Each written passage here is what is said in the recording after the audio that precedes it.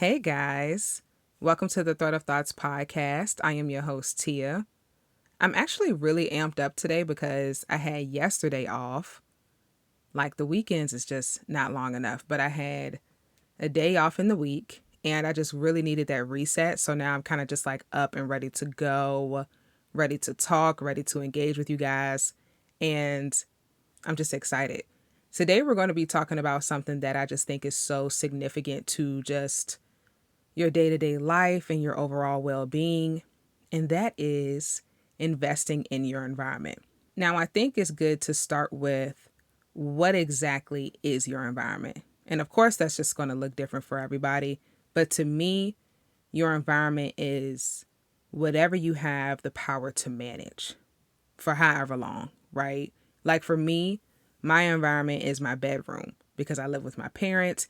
And even though I do have a say so in the main areas and the common areas of the household, my room is ultimately my own space and it's my safe space as well.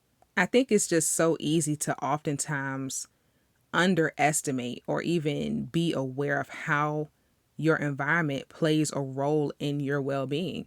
Now, when it comes to investing in your environment, again, that's going to look different for everyone.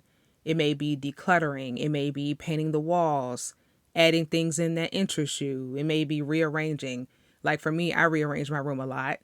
My room isn't the biggest and there's only but so much I can do, but like sometimes I just hit that like breaking point and I'm just like, I need to see like something different. I need to feel like I'm in a different area. So I just start like rearranging everything and like I just get crazy. The main thing I want to touch on when it comes to investing in your environment is quality over quantity. And this is a rare perspective for me. I just did a thrifting tips episode where I'm just like, get things as cheap as possible, right? But I really do think that quality over quantity when it comes to your environment is so important. And what I see a lot of today is just a lot of individuals purchasing low quality items for their environment or their space because it's either cheap, trendy, convenient, whatever it may be. And I get it. I get it. It's so easy to go for what's inexpensive and for what's quick because I do it all the time. I do it all the time. I also have this another unhealthy way of thinking where I may spend $40 on fast food, but might want to wait longer to buy better quality pillows because $40 for pillows just sound like too much, right? Right. And then I still decide to stick with my cheap $10 pillows from wherever. And these pillows are like flat, they're causing my neck to hurt. But in reality, if these $40 pillows can improve my quality of sleep and decrease or terminate my neck pain in a major way, I should make that investment in myself. I think another part of not falling into what's cheap, trendy, or convenient is to include things that have a personal touch to it or things that are just, one of a kind and made just for you. This may be a hand knitted blanket or quilt, a painting, a picture, whatever it may be. I would buy wall decor from Marshall's. I would buy wall decor from Marshall's, the thrift store, wherever, right? I would do this all the time. And I would be over it within a couple of weeks. I don't know if you guys like shop at Hobby Lobby, but Hobby Lobby has a lot of wall decor. And then, like in the middle of the store, I guess kind of close to the registers, they have these little, like, how do I call it? Like, what do I even call it? It's like sort of these like decor sets. And one of them might be like all pink, the other one might be cheetah print. And I think it's so easy to just like fall into these designs because it looks so good when they put it all together. And then you get it and then you're over it within like a week. You're like, I got to get this out of here. Like every time I've attempted to have this sort of theme in my environment, I was just over it so quickly. So quickly. It's crazy. But then there are situations where like now my sister made this painting for me. It's been on my wall for months. It doesn't match anything in my room, but it's going to stay there because it was custom made and made just for me. I just think it is so vital to make things appealing to you. Bring in things that make you feel something, right? Put things in front of you that get you stimulated. Put things in front of you that keep you at peace. Just make your space as you as possible. Another way to invest in your environment is to include things in your space that assist with discipline.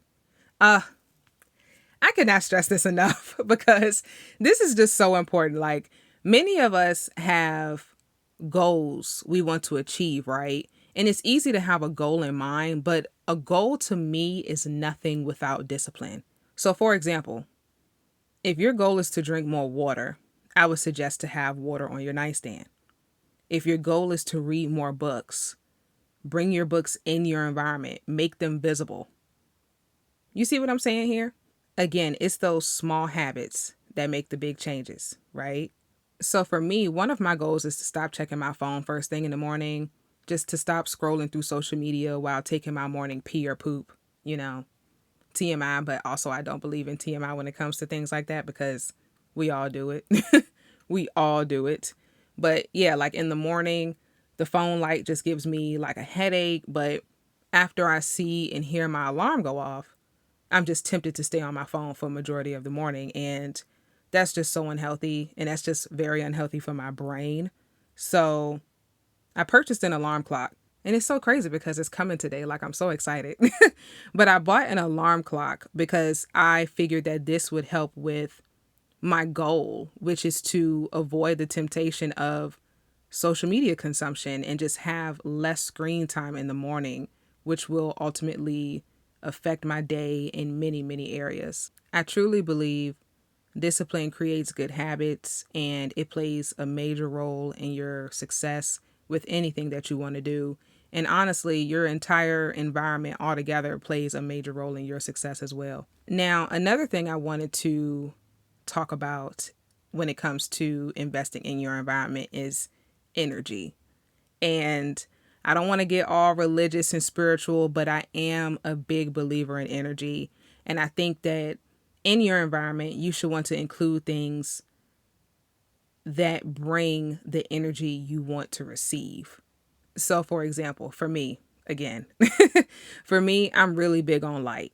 I'm really big on light.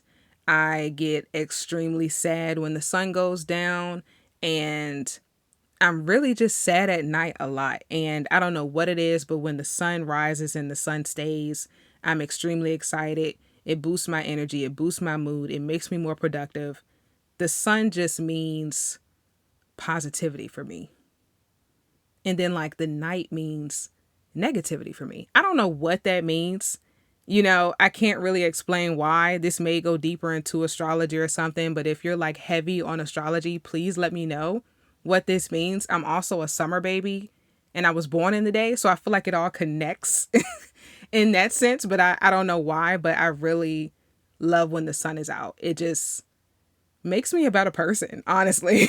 It just really does. But you know, I expressed this to a friend a couple months ago and she told me to invest in a sun lamp. And when I did that, it changed my life. This lamp pretty much has different shades and it looks like sun is all over your room. And even when it's 9 p.m., it's still feeling like the sun is out because of this lamp. And it's an instant energy booster for me. And I'm just so happy she told me about it. Another thing to do is to keep affirmations around you, keep your vision boards around you, keep those quotes around you. Whatever it is, I think, again, those things help bring that positive energy that you want or whatever energy that you're seeking into your environment. Now, while I think it's important to keep things around you that bring the energy that you want, it is also important to keep things away that bring the energy you do not want. And this includes people. Now bear with me because I'm about to get into a few things, okay? So back to the affirmations, vision boards, quotes, things like that. I think these things are extremely personal to you and whatever journey you're on. I keep a whiteboard in my room. My whiteboard is everything to me. I think just having that visual is great. I'm a person who likes to write a lot of things down. I make to-do lists. I use sticky notes. I have a planner. I have a whiteboard. I have to write things down. I don't use my phone calendar for anything. I don't use, my email calendar. I just prefer to write. And in my room, it's a lot of affirmations. I have like to-do lists. I have my bills, everything that's just personal, for me in my room. And I would find that every time I have company, I would erase things off the board. I would put things away, hide things. And like I said, it's just extremely personal. And I think that every time I found myself putting these things away and hiding these things, I was putting myself second in my own environment. Another example, I had 2 people in my environment or space at the time during the summer. And once they left, I just started to cry so heavily. And I think this also helped me tap into how serious and important energy is, and how just trusting your instinct and your gut is extremely, extremely crucial. I used to ignore my gut feeling a lot, along with any other bodily reactions, but I truly think crying was my body's instant reaction to these people's energy. And I felt good before they entered my space. I felt off while they were in my space. And then I felt relieved when they exited my space. And that says so much. That says so much, because I just never really paid attention to how much energy just makes such a big difference in your space. And it's like when you're young, you're looking at your parents or guardians crazy because they're not letting you invite whoever in the house. And it's like, you get it. Like, not everybody can be in the house. Not everybody can be in your personal space and in your personal environment. It makes so much sense now. Also, if you have a pet and they begin to act a certain way when a certain person or certain people are around, pay attention to that, because animals feel energy more than we do. I remember a couple years ago, I had someone in my environment. Again, I had some company over, and my dog typically barks a lot anytime anyone that's not the members of the household enter the house. Like, that's normal. It's not who he's used to. So with this person, though, in particular, he just kept barking and growling. Even when me and this person went in my room, closed the door, he just kept barking. And I think that says a lot about that person's energy and their energy in my household. And this isn't to bash this person at all, but my dog felt that. And I felt that after that person left, because after this person left, I felt very off. I felt very depressed. I felt very sad. And that's when I knew energy is fucking real. It's fucking real, guys. Pay attention to it. Pay attention to it. I'm telling y'all, pay attention to it. I can't stress that enough. I used to really not even think about energy, and now it just makes so much sense. But that is all that I have for you guys today. Again, quality over quantity, discipline, energy, invest in your environment all together as much as you can, because it just plays such, it's just so important on your mental health. And I just cannot stress this enough. So please, please, please invest in your environment. Even if you can't make major changes, small changes are everything. They're going to lead to those big changes. Okay.